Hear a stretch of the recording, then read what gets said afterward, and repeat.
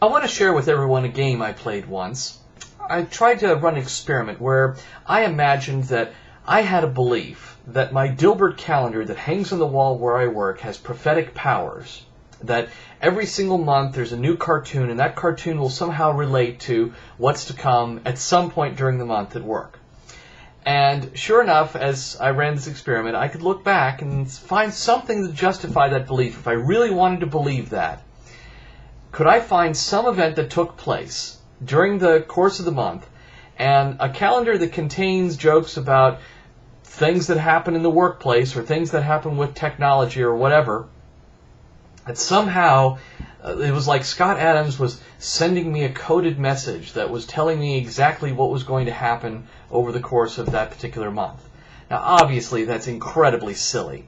But is that any more silly than Christians who hold up Bible prophecy and say, ooh, look, this particular vaguely worded passage about how there's going to be a time of war or calamity or natural disaster or plagues, like when has that never happened in human history, that must relate to World War II or 9/11 or Napoleon or whatever it is that they want to particularly find parallels to.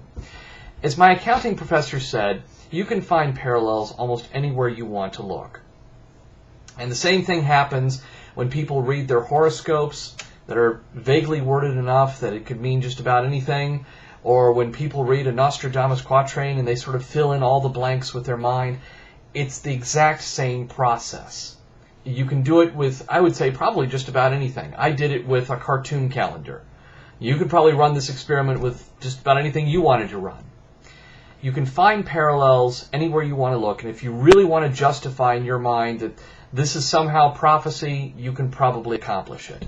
So, Christians, if you could actually point to something in the Bible that says in 1939 the Second World War will begin because Adolf Hitler will invade Poland, okay, then yes, you've got a point there.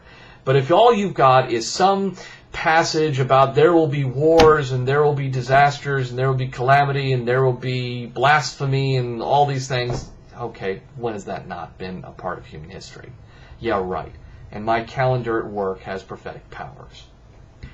There is, however, one kind of prophecy that does work.